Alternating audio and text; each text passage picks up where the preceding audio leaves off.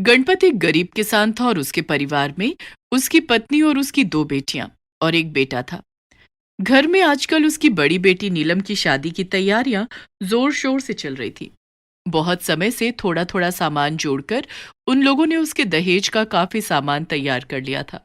शादी को सिर्फ 2 महीने बाकी थे। सुनो जी, थोड़े बहुत पैसे दे देना, कुछ सामान रह गया है। मैं सोच रही थी कि कल दोनों बेटियों को लेकर बाजार चली जाती हूँ। नीलम के ससुराल वालों के लिए कुछ सामान लेना है। ठीक है भाग्यवान, पैसे तो मैं तुम्हें दे दूंगा, लेकिन थोड़ा हाथ खींच कर काम करना। आप तो ऐसे कह रहे हो जैसे कि मैं फिजूल खर्ची करती फिर रही हूँ। नीलम और उसकी बहन शालू अपनी माँ के साथ बाजार जाती है और वहां पर सुंदर सुंदर अपने लिए 2-4 जोड़ी कपड़े पसंद कर लेती है। कुछ सामान गणपत की पत्नी नीलम के ससुराल वालों के लिए लेती है। रात को सभी लोग खाना खाकर सो जाते हैं, लेकिन अगली सुबह उन सब लोगों के लिए एक आफत की सुबह थी। जब उनकी आंख खुलती है तो वो सब हैरान हो जाते हैं। उनके घर में चोरी हो गई थी। शादी का जितना भी सामान घर में पड़ा था वो सब चोरी हो गया। ये सब देखकर गणपत और उसकी पत्नी अपना सर पकड़कर बैठ जाते हैं। हे भगवान, ये कैसा दिन दिखाया। शादी को 2 महीने रह गए हैं और सारा सामान चोरी हो गया। अब नीलम के ससुराल वालों से क्या कहेंगे। चीखने चिल्लाने रोने धोने से भी अब कुछ नहीं होने वाला। मैंने पुलिस में कंप्लेंट करा दी है। पता नहीं चोरों ने ऐसा आखिर रात को हमें क्या सुंघा दिया कि हमारी आंखें नहीं खुली। बाबा, अब क्या होगा? इतनी मुश्किल से पाई पाई जोड़कर इतना कुछ किया था और अब फिर से जीरो पर आ गए। मुझे तो खुद कुछ समझ में नहीं आ रहा बेटा, क्या करें? शायद इसमें ही भगवान की कोई मर्जी है। नीलम और शालू भी रो रो कर बेहाल हो चुकी थी। घर में हर तरफ मातम पसरा हुआ था। तभी उनके दरवाजे पर एक साधु महाराज आते हैं और वो दक्षिणा मांगते हैं। जो हो गया सो हो गया। दर पर आए हुए साधु को खाली हाथ नहीं भेजना चाहिए। देख, तेरे पास कुछ रखा हो तो दे दे। बहुत टटोलने के बाद गणपत की पत्नी को 10 रुपए मिलते हैं और वो साधु महाराज को देते हुए, ये लो महाराज। बेटी, मैं ये दक्षिणा नहीं लूंगा। तेरा मुंह देखकर लग रहा है जैसे कि तू बड़े बेमन से मुझे ये दक्षिणा दे रही है। ऐसी दक्षिणा का मैं क्या करूंगा? नहीं नहीं साधु महाराज, ऐसी कोई बात नहीं है। मैं अपनी इच्छा से आपको ये दे रही हूँ। वो तो बस घर में आज इतना बड़ा पहाड़ टूट पड़ा है, कुछ समझ में नहीं आ रहा। ओहो, लगता है कोई अनहोनी हुई है। क्या कोई गुजर गया? कोई गुजर जाता तो सबर हो जाता। यहाँ तो बेटी की शादी का जोड़ा हुआ सारा सामान चोरी हो गया। ये कहकर वो रोने लगती है। साधु वो 10 रुपए उसके हाथ से ले लेता है और अपनी झोली में रख लेता है। तभी वो अपनी झोली में से एक छोटी सी सफेद रंग की पोटली निकालता है। जो होना था सो हो गया पुत्री। अब रोने से कुछ भी वापस नहीं आने वाला, लेकिन तुम्हारा वक्त जरूर सही आएगा। तूने मुझे इतने प्यार से दक्षिणा दी है, ये ले मेरी तरफ से आशीर्वाद। गणपत की पत्नी रोते रोते ही सर झुका लेती है। तभी साधु महाराज उसका हाथ पकड़कर आगे करते हैं और उस पर वो सफेद रंग की पोटली रख देते हैं और आशीर्वाद देकर वहां से चले जाते हैं। गणपत और उसकी पत्नी और प्रमोद जाकर नीलम के ससुराल वालों को सारी घटना से अवगत कराते हैं। अब बस भी करो भाई साहब। 6 महीने पहले से आपने सगाई करके शादी को रोका हुआ था और अब आखिरी वक्त पर आप कह रहे हो कि घर में चोरी हो गई। भला ऐसा भी कभी होता है? मुझे तो लगता है कि आप लोगों का मन ही नहीं है शादी का। नहीं नहीं बहन जी, ऐसी तो कोई बात नहीं है। लड़की का बाप हूँ, कितने दिन तक लड़की को घर पर रख लूंगा। मैंने पूरी तैयारी कर ली थी, लेकिन चोर सब कुछ ले गए। नीलम के ससुराल वालों को उनकी बात पर यकीन नहीं हो रहा था। वो उनके साथ बुरा व्यवहार करते हैं। गणपत अपने बेटे के साथ अपना सा मुंह लेकर वहां से वापस आ जाता है। रास्ते में ही गणपत के खेत पड़ते थे। वो देखता है कि हाथी का एक झुंड उसके खेतों को पूरी तरह नष्ट कर चुका है। वो हाथियों को भगाना तो चाहता था, लेकिन वो कुछ कर नहीं पाया। उसका मन वैसे ही उदास था और हाथियों का कोई भरोसा नहीं था कि वो कब हमला कर दे। गणपत अपने बेटे के साथ घर आ जाता है। हे भगवान, लगता है तेरे मन से दया ममता सब खत्म हो गई है। कल मेरे घर चोरी हुई और आज मेरा पूरा खेत खत्म हो गया। अगर तू चाहता है कि हम लोग मर जाएं तो हम वैसे ही मर जाएंगे, पर इतने कष्ट के दिन मत दिखा भगवान। अपने पिता को इस तरह बिलबिलाते हुए देखकर नीलम और शालू, बाबा, आप इस तरह रोते हुए बिल्कुल भी अच्छे नहीं लग रहे। शादी ही तो है, इस साल नहीं हुई तो क्या हुआ। हाँ बाबा, आप इस तरह रोते हुए बिल्कुल भी अच्छे नहीं लग रहे। हम सब मिलकर काम करेंगे और अपने दिन वापस से अच्छे कर लेंगे। मेरी प्यारी बेटियों, मैं जानता हूँ मेरा परिवार मेरे बुरे वक्त में कभी मेरा साथ नहीं छोड़ेगा, लेकिन मुझे बहुत दुख है कि मैं अपनी जबान से झूठा हो गया। नीलम के ससुराल वालों को लग रहा है कि हम जानबूझकर शादी नहीं कर रहे। अगले दिन सुबह गणपत अपने खेतों के लिए निकल रहा था कि तभी गणपत की पत्नी उन्हें आवाज देती है, फसल तो सारी खराब हो गई, अब हम लोग क्या करेंगे? और देखो तो, वो साधु महाराज ये सफेद सी पोटली में क्या देकर भी गए। अरे हाँ, मैं तो पूछना ही भूल गया। क्या है इसमें? तरबूज के बीज है। आशीर्वाद तो आशीर्वाद होता है, इन्हें इस्तेमाल कर लेना। कौन इन बीजों के छिलकों को उतारेगा? आप एक काम करो, इन्हें अपने साथ खेतों में ले जाओ, वहीं बिखेर देना। कोई बेल वेल में एक आध तरबूज लग जाएगा तो घर के काम आ जाएगा। गणपत वो बीज लेकर अपने खेतों में चला जाता है। वो अपने खेत के चारों तरफ बाड़ा बना देता है।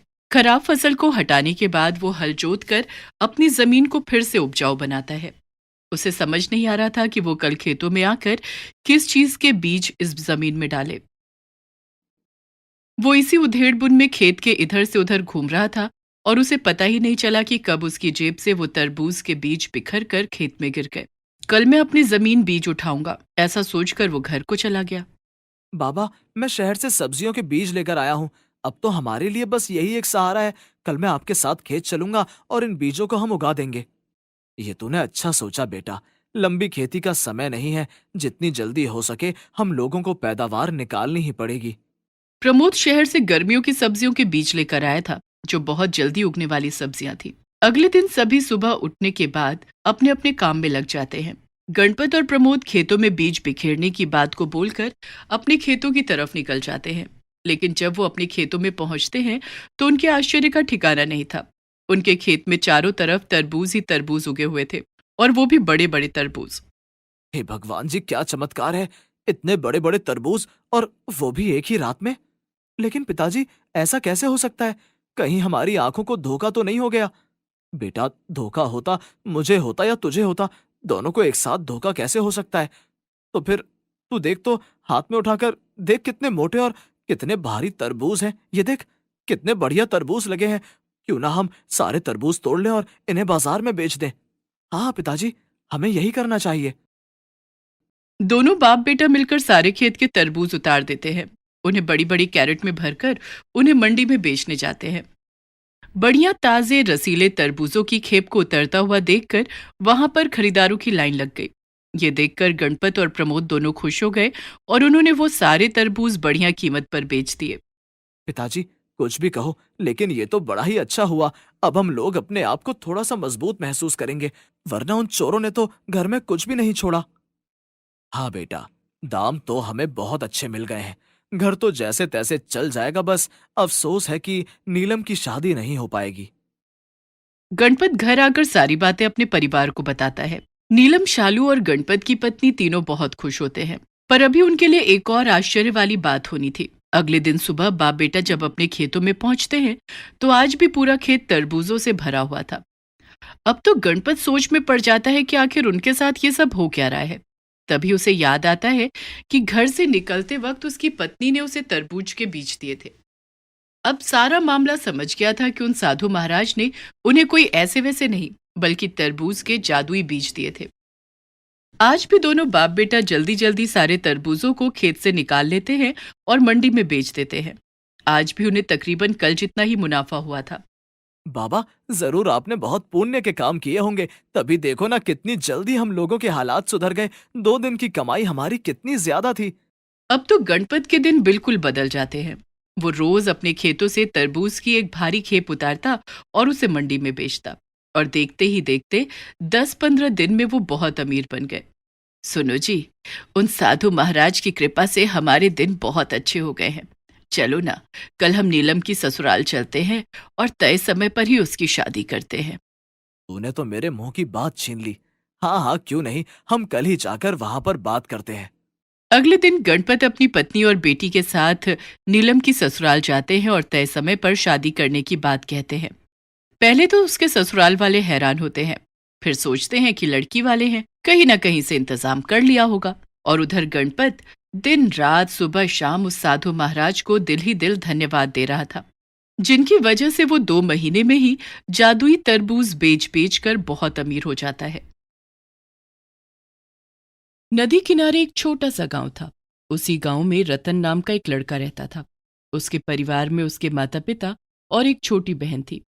रतन के पिताजी को लकवा था, इसलिए वो बिस्तर पर ही रहते थे और उसकी माँ पूरा दिन अपने पति की तीमारदारी या घर के कामों में लगी रहती थी।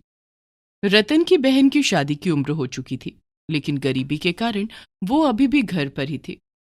गर्मी की बात है, एक दिन रतन काम से लौट रहा था। उसे बहुत तेज प्यास लगी थी। वो आसपास देखता है, लेकिन वहां कोई कुआं या जलाशय नहीं था। तभी उसे एक आदमी आता हुआ नजर आता है, जिसके पास टोकरी में 4-5 तरबूज थे। तरबूज को देखकर रतन का मन तरबूज खाने का करने लगता है, लेकिन वो अपनी जेब में हाथ डालता है तो उसमें सिर्फ 5 रुपए पड़े थे। बड़ी जोरों की प्यास लगी है। अगर मैं तरबूज वाले से कहूँ कि वो मुझे एक तरबूज दे दे तो वो बगैर पैसों के तो देगा नहीं, और घर भी अभी बहुत दूर है। क्या करूं क्या ना करूं। तभी वो तरबूज वाला आदमी रतन के बिल्कुल पास आ जाता है। रतन उसे आवाज देकर बोलता है, भैया, क्या तुम्हारे पास पानी होगा? नहीं नहीं, मेरे पास पानी नहीं है, तरबूज है, चाहिए क्या? नहीं भैया, मेरे पास पैसे नहीं है, प्यास लगी थी बस इसलिए पूछ लिया। हाँ भैया, आज तो गर्मी भी कुछ गजब की है। कोई बात नहीं, खाते कमाते रहेंगे, तुम ये तरबूज लो, कभी मिले तो पैसे दे देना। भगवान तुम्हें बहुत तरक्की दे भैया, कसम से हलक सूख रहा था। लो भैया, ये तरबूज लो और अपनी प्यास बुझाओ। रतन उस आदमी से तरबूज ले लेता है। उसके बाद वो वहां बैठकर उस तरबूज को तोड़ने ही वाला था कि तभी उसे अपने परिवार का ख्याल आ जाता है। नहीं नहीं, मैं यहाँ बैठकर ये तरबूज नहीं खा सकता। मेरे परिवार में भी तो कितने समय से कोई फल नहीं खाया गया है। ऐसा करता हूँ, थोड़ी तेज कदमों से चलता हूँ। आज सब मिलकर बैठकर ये तरबूज खाएंगे। तभी रतन हिम्मत करके तेज कदमों से घर की तरफ चल पड़ता है। घर पहुंचकर, सीमा बहन, जल्दी से पानी ले आ, बहुत तेज प्यास लगी है। ये लो भैया, मैंने तो तुम्हें देखते ही पानी का गिलास उठा लिया था। अरे वाह भैया, तुम तरबूज लेकर आए हो। कसम से गला सूख रहा था, आवाज भी नहीं निकल रही थी। एक गिलास पानी और पिलाना। बेटा, अपना पानी घर से लेकर चला कर। अब पहले वाला जमाना नहीं रहा। पहले तो लोग सड़कों के किनारे घड़े रख दिया करते थे ताकि राहगीर आकर पानी पी ले। अब सब अपने में इतना मस्त रहते हैं, किसी को किसी के सुख दुख से कोई फर्क ही नहीं पड़ता। हाँ माँ, कल से मैं पानी लेकर निकला करूंगा। सीमा, इस तरबूज को तुम थोड़ी देर पानी में डाल दो, जब ठंडा हो जाएगा तो हम सब बैठकर खाएंगे। सीमा तरबूज को ले जाकर पानी में डाल देती है। सब लोग खाना खाते हैं। खाना खाने के बाद सीमा तरबूज और एक चाकू उठा लाती है। ये लो रतन भैया, आप इसे काटो, तब तक मैं नमक लेकर आती हूँ। मैं तो बहुत मीठा हूँ, फिर नमक लाने की क्या जरूरत है? रतन भैया, ये आप बोले क्या? सीमा रतन की तरफ देखती है और रतन आंखें फाड़े हुए तरबूज की तरफ देख रहा था। वो हाथ से इशारा कर बताता है कि मैं नहीं, तरबूज बोल रहा है। अरे भाई, तुम लोगों को अगर तरबूज खाना ही है तो मुझे छोड़ दो, मैं तुम्हारे लिए और भी तरबूज ला सकता हूँ। तभी देखते ही देखते वहां पर 2 ठंडे तरबूज आ जाते हैं। सभी लोग डरे हुए चुपचाप उस तरबूज को देख रहे थे। अरे तुम सबको क्या हो गया? ऐसा लग रहा है जैसे तुम लोगों ने कुछ अनोखी चीज देखी हो। हम पहली बार अपनी जिंदगी में किसी फल को बोलते हुए देख रहे हैं। देखो, अगर तुम्हें कोई तकलीफ है तो तुम जा सकते हो। अरे नहीं भाई, मुझे कोई तकलीफ नहीं है, लेकिन तुम लोग बहुत तकलीफ में हो, मुझे दिखाई दे रहा है। पर अब तुम्हें घबराने की जरूरत नहीं है, मैं इस घर का ही सदस्य हूँ, ये घर मेरा, तुम लोग भी मेरे। अब देखो मैं तुम लोगों के लिए क्या क्या करता हूँ। लेकिन तुम हम पर इतनी दया क्यों दिखा रहे हो? क्योंकि मैंने देखा तुम प्यास से मरने वाले थे, लेकिन फिर भी तुमने तरबूज नहीं तोड़ा। तुमने तब भी अपने परिवार की चिंता की। ये देखकर मुझे बहुत अच्छा लगा, इसलिए मैंने तभी मन ही मन सोच लिया था कि मैं तुम लोगों के साथ रहूंगा और तुम्हारे हालात अच्छे करूंगा। मैं ये भी जान गया हूँ कि तुम सबका दुख दर्द समझते हो। मेरा बेटा, मेरा बेटा तो हीरा है, हीरा। बचपन से ही इसका बड़ा नरम दिल रहा है। किसी को दुख तकलीफ में तो देख ही नहीं सकता। मेरा बेटा। उन्हें बोलने में तकलीफ हो रही थी और उनका शरीर भी कांप रहा था। तभी तरबूज में से एक बौना आदमी बाहर निकलता है और वो छड़ी लेकर रतन के पिता के शरीर पर फेरने लगता है। देखते ही देखते रतन के पिता बिल्कुल सही हो जाते हैं। तरबूज में से निकले बौने आदमी को देखकर अब वो सब लोग घबरा गए। अरे अरे, तुम लोगों के चेहरे पर तो हवाइयां उड़ रही हैं। घबराने की जरूरत नहीं है, ये तरबूज मेरा घर है। आप सब लोग मुझे ऐसे ही देखते रहोगे या ये थाली में कटा हुआ तरबूज भी खाओगे? सभी लोग थोड़ी देर में अपने आप को संभाल लेते हैं और फिर सारा परिवार बैठकर तरबूज खाता है। वो बौना आदमी भी खुशी खुशी उन लोगों के साथ तरबूज खाता है और कुछ देर बाद में वापस उस जादुई तरबूज के अंदर चला जाता है। सब लोग सो जाते हैं। अगले दिन सुबह। सीमा, ओ सीमा, जल्दी से खाना दे दे, मुझे देर हो रही है, काम पर जाना है। बेटा, जादुई तरबूज की वजह से मैं बिल्कुल ठीक हो गया हूँ। मैं भी तुम्हारे साथ चलता हूँ। मैं भी कोई काम धंधा ढूंढ लूंगा। कितने सालों से तुम अकेले ही काम कर रहे हो। नहीं पिताजी, आप आराम कीजिए।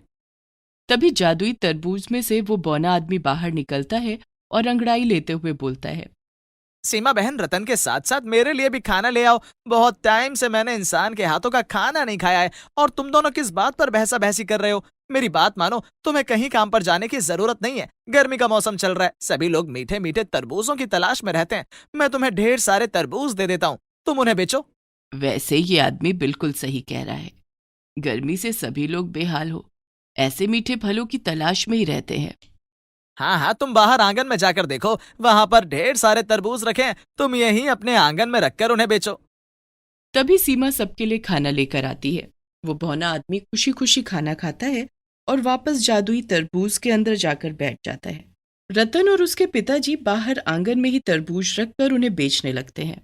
यहाँ तक कि रतन के पिताजी एक बड़े से घड़े में ठंडा शरबत भी रख लेते हैं। पहले वो लोगों को आवाज देकर ठंडा शरबत पीने के लिए बुलाते हैं और जो लोग आकर पानी पीते हैं और वो तरबूज भी खरीद कर ले जाते हैं। शाम होते होते सारे तरबूज बिक जाते हैं और आज उन्हें बहुत अच्छा मुनाफा भी होता है। कैसा लग रहा है रतन, अपना काम शुरू करके? बहुत अच्छा लग रहा है। तुम्हारा शुक्रिया मेरे दोस्त। ये सब कुछ तुम्हारी वजह से ही हो पाया। लेकिन तरबूज तो केवल गर्मियों तक ही रहते हैं। उसके बाद मैं क्या करूंगा? तुम उसकी चिंता मत करो, बहुत सारे ऐसे काम है जो तुम कर सकते हो। तभी वो बौना आदमी तरबूज में से बाहर आता है। हाँ बेटा, सोच तो हम भी बहुत समय से रहे हैं, लेकिन तुम तो हमारे घर के हालात देख ही रहे हो। यहाँ खाने को दाना तक भी नहीं है, फिर बेटी की शादी के बारे में कैसे सोचें। जादुई तरबूज के होते हुए अब तुम्हें चिंता करने की जरूरत नहीं है माँ।